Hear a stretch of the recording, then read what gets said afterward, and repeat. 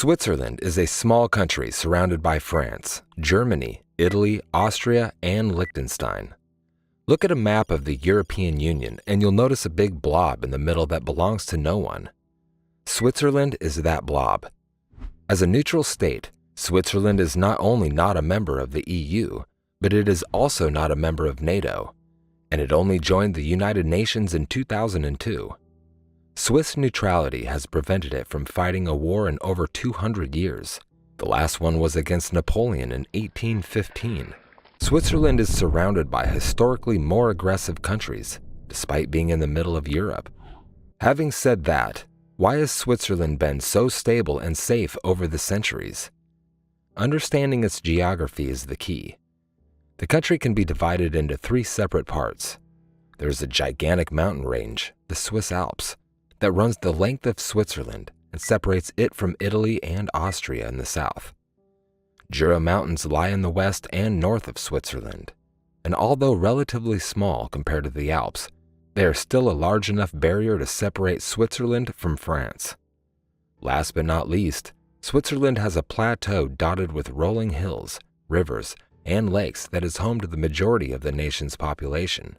It is hardly a coincidence that Switzerland's major cities are all concentrated in this region, instead of the other 2, but it's also not as easy to defend. There's a good reason why Switzerland has been paranoid about foreign invasions for a long time. Germany invaded neutral Belgium during World War I in an effort to attack France from a position of vulnerability.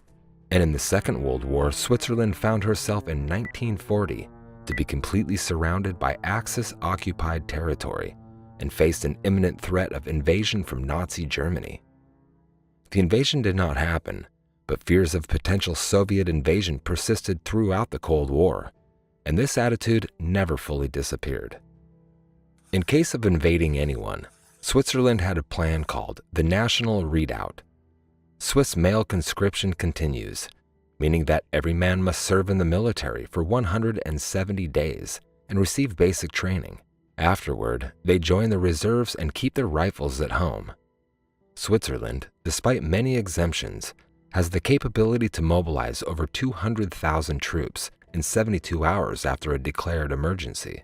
Furthermore, every bridge, tunnel, and railroad in the country was designed to be blown up remotely in case of an invasion to prevent the use of those infrastructures. Even in the event of a global nuclear war, Switzerland remains the safest place in the world to be. Swiss nuclear fallout shelters are larger than any other country in the world and can accommodate the entire population. Swiss nuclear fallout shelters have enough room to accommodate 114% of Switzerland's population, meaning that even if large numbers of refugees flooded in, the country would have enough space to accommodate them all. In the country, all residential buildings built after 1978 must contain a nuclear shelter capable of withstanding a blast of 12 megatons from a distance of 700 meters. Switzerland is a fortress that can't be conquered by nuclear weapons, and it has been said that in the event of nuclear war, the only survivors would be the heads of state of a few countries and 8.4 million Swiss citizens. It is likely that Swiss will be able to survive a nuclear war not only with themselves, but also with a few friends. So remember this when it may become important later. If a nuclear war or World War III occurred, Switzerland would likely be the safest place for you to be before making travel plans, though it would be nice to let other people know what you just learned. Thanks for watching. If you liked this video, please hit the like button. If you want to see more videos, hit the subscribe button. And if you have something to say, please leave a comment.